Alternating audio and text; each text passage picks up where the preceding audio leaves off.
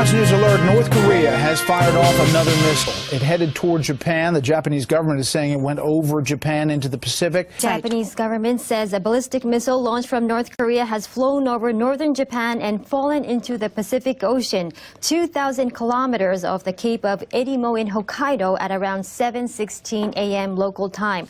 The government's top spokesperson says no debris has fallen in Japanese territory, adding that no aircraft or ship has. U.S. Secretary of State Rex Tillerson is urging China to cut off its oil supply to North Korea to pressure the regime even further into abandoning its nuclear development. Speaking at a press conference in London alongside his British counterpart Boris Johnson, Tillerson said Beijing has considerable leverage as Pyongyang's most important oil supplier.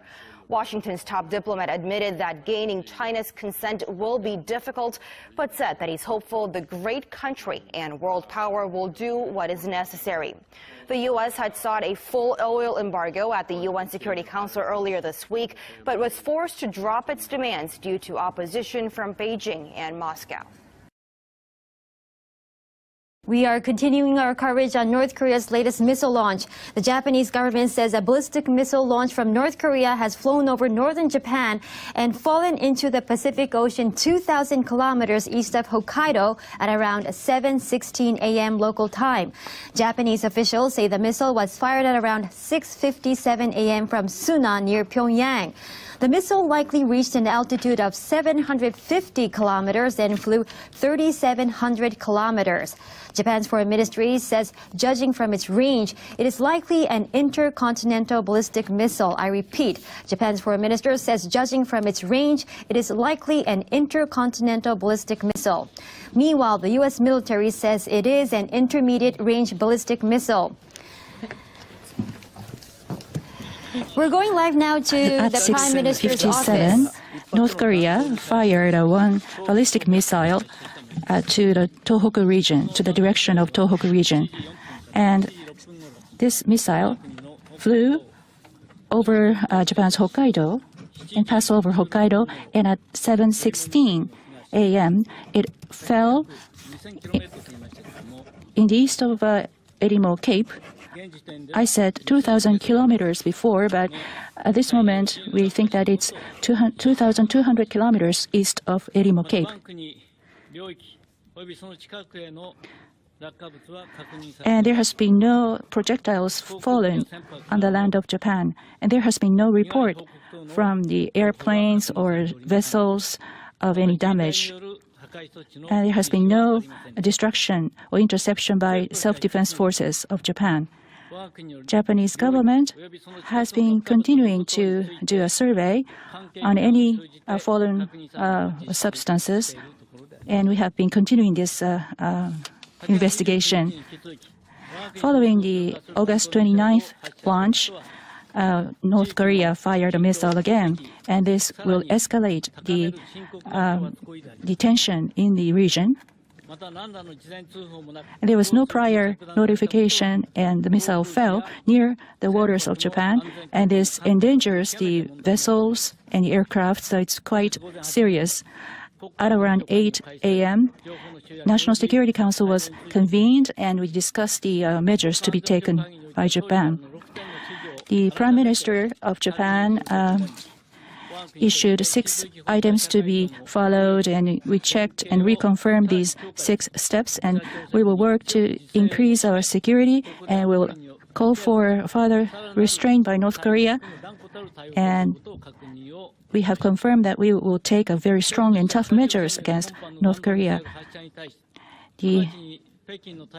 With regard to this launching of the missile, we launched a strong protest against North Korea through our embassy in Beijing, and we conveyed the Japanese people's strong indignation and condemned North Korea in the strongest term. And we will work closely with the United States and South Korea in response to North Korea. The Chief Cabinet Secretary's statement has been confirmed, as you can see in your hand. In any case, we will do utmost in analyzing the information, and we will work to ensure the safety of Japanese citizens. We will work closely with the United States and South Korea, and we'll stay on alert, and we will do our best to secure the safety of the Japanese people. So we want the Japanese public to stay calm. My name is Takahashi from NHK. Regarding the type of missile, the flight distance and trajectory, are such analyses in progress? The flight distance is 3,700 kilometers, and the maximum altitude is approximately 800 kilometers. These are the estimates we have obtained so far. And it does not appear to be a lofted launch missile. And regarding the type of ballistic missile, that is still being analyzed.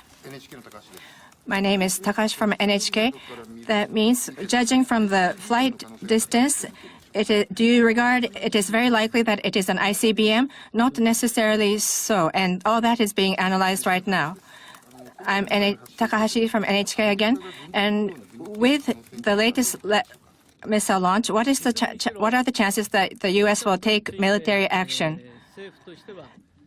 The government of Japan is calling to step up pressure against North Korea. Haneda Airport, where Prime Minister Shinzo Abe has just arrived from India. This is Prime Minister Shinzo Abe at Haneda Airport. He has just arrived back from India. He met in India with Prime Minister Narendra Modi. Of course, North Korea's missile issue was on the agenda. We are expecting Prime Minister Shinzo Abe to speak to reporters on the latest missile launch. We are waiting for the Prime Minister to speak to reporters. This is a live footage of Haneda Airport, where Prime Minister Shinzo Abe has just arrived back from India.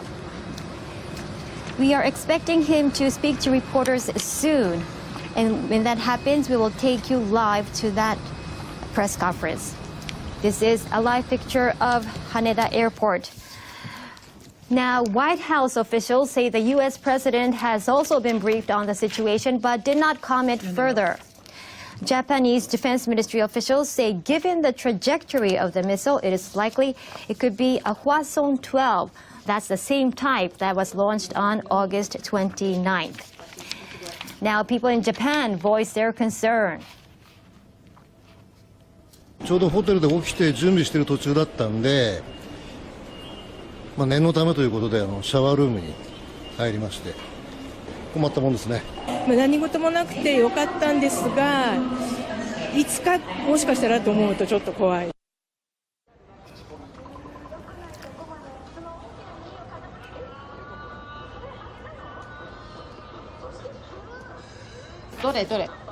We also asked people in Shibuya, downtown Tokyo.